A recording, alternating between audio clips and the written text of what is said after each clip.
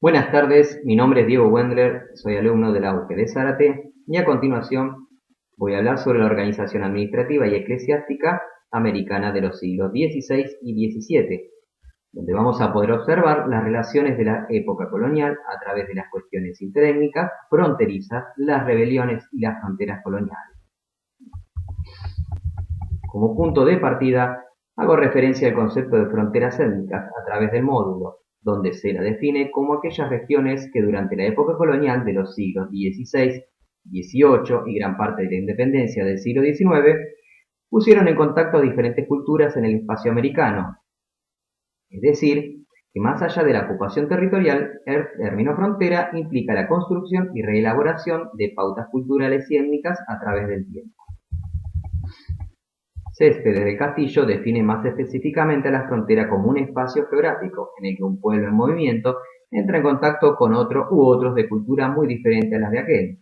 y es al mismo tiempo un proceso de interacción entre estos pueblos y sus respectivas culturas, que en mayor o menor medida quedan influidas unas por otras. Dicho esto, pienso que por demás pertinente iniciar esta actividad teniendo en cuenta esta cita de Guillermo Céspedes, pues en ella está condensado el meollo de la acción de España en América, que da como resultado el nacimiento del mundo mestizo americano. Pero como los frutos de la frontera no se limitan solamente a los cambios históricos y culturales, sino que también se manifiestan en lo biológico y lo ecológico, provocan ambas cuestiones verdaderas revoluciones. Tal es así que a partir de la primera década del siglo XVIII, los intentos de los colonizadores por extender el control castellano, tanto hacia el territorio chaqueño como sobre los originarios que lo habitaban, fueron muy enérgicos. Fue entonces que se utilizó como estrategia oficial el comercio pacífico entre castellanos y nativos sin someter, para incorporarlos progresivamente a los esquemas coloniales y además por los beneficios que reportaba para uno y para otro. De este modo, las ciudades fueron escenarios multiétnicos de las actividades económicas, donde acudían los nativos en busca de productos característicos del mundo colonial hispano, especialmente herramientas de hierro, objetos decorativos, tejidos o ropa de estilo europeo, y a cambio ofrecían productos propios de la región que habitaban, como pieles, pescados, así como la miel y cera de abejas, siendo estos dos últimos los géneros de mayor intercambio y comercio a lo largo de los siglos. A su vez, esto favoreció que las ciudades de Tucumán y Santiago del Estero se convirtieran en exportadoras de ambos productos hacia Chile y el Alto Perú. La complejidad e inestabilidad de las relaciones entre nativos y colonos dieron lugar a la alternancia de etapas de buenas relaciones y otras de tensiones y enfrentamientos. Fue así como los conflictos con los chiriguanos generaron serias dificultades para la pervivencia de los asentamientos castellanos, pues estos nativos que pertenecían a la familia lingüística tupí-guaraní arremetían contra las haciendas y pueblos de encomienda situados en las zonas fronterizas, donde obtenían granos, herramientas, caballos y armas, mientras que por otro lado se apropiaban de los tributos que correspondían al rey y cuestionaban de esta manera ante el resto de las poblaciones indígenas, sometidas o no, la capacidad de los españoles para gobernar y mantener el orden. Finalmente, Toledo planteó la realización de una ofensiva militar para acabar de manera definitiva con el problema chiriguano. Así, con el respaldo de la Real Audiencia de La Plata y de las diversas órdenes religiosas,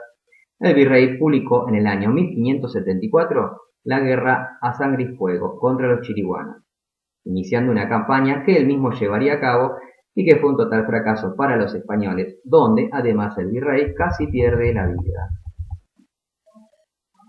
La palabra utopía, lo dice el propio Flores Galindo, es por definición ambigua y es utilizada para designar algo que no tiene lugar ni en el espacio ni en el tiempo, y para muchos es sinónimo de imposible.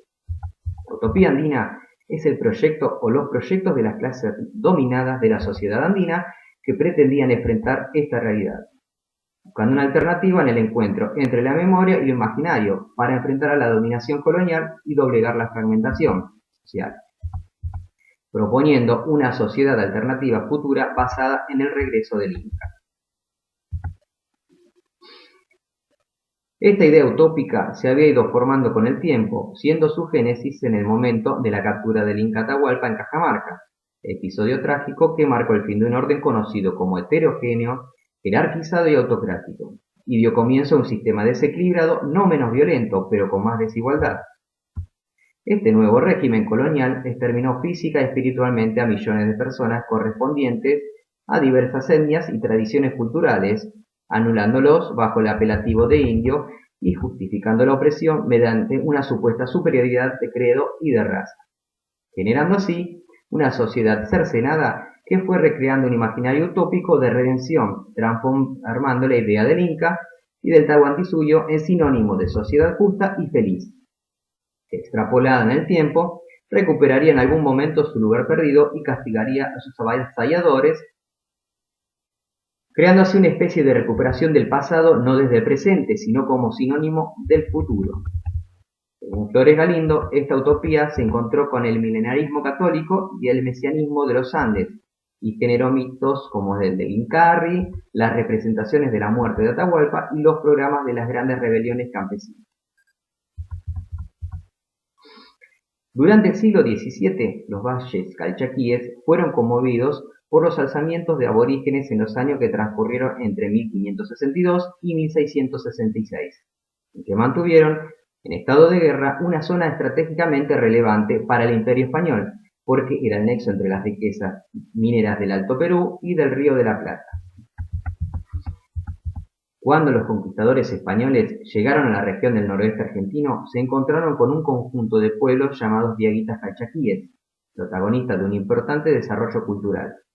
Y como sucedió en otros lugares, los conquistadores intentaron imponer a los nativos un tipo de trabajo forzado llamado encomienda,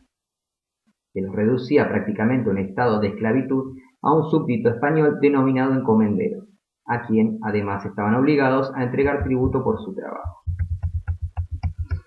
Ante estas humillaciones, los pueblos originarios no tardaron en rebelarse y las reacciones fueron manifestadas de diversa manera, abarcando desde la simple resistencia pasiva incorporada al quehacer diario hasta la rebelión armada y generalizada.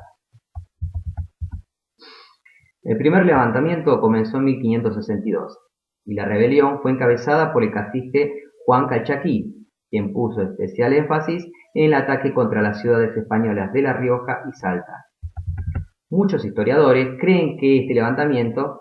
los nativos combatieron para evitar la conquista de su tierra, y como resultado de esta primera sublevación, los españoles perdieron 3 de las primeras ciudades que habían fundado en el noroeste argentino. El segundo levantamiento se prolongó desde 1627 hasta 1637. Fue encabezada por el cacique Juan Chelemín y prácticamente involucró a las naciones originarias distribuidas en todas las provincias que hoy componen el noroeste argentino.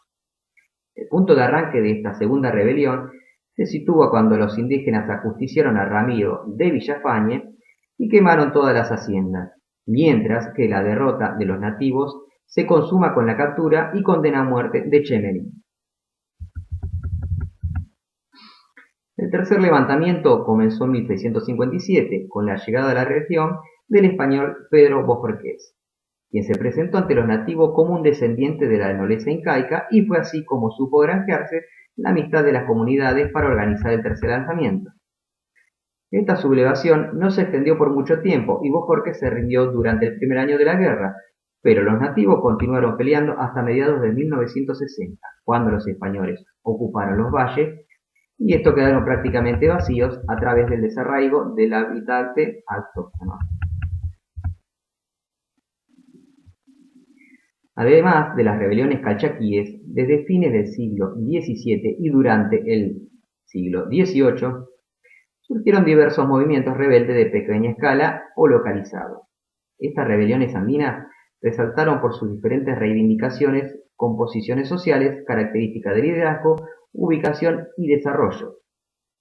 Si bien fueron numerosos los levantamientos, estos se caracterizaron por su focalización, desorden interno, desorganización, pugnas y desgastes al no articular sus demandas con las de otras zonas y así evitar las intentonas rebeldes. En la mayoría de los casos, la corona aplastó las rebeliones y ejecutó sus líderes incluso antes de que se iniciaran. Entre febrero y marzo de 1781 comenzaron las rebeliones de los tobas de la reducción de San Ignacio, en las fronteras chaqueñas del Tucumán. Al igual que las rebeliones andinas de fines del siglo XVIII, es el resultado y repercusión de las contradicciones del sistema de dominación colonial.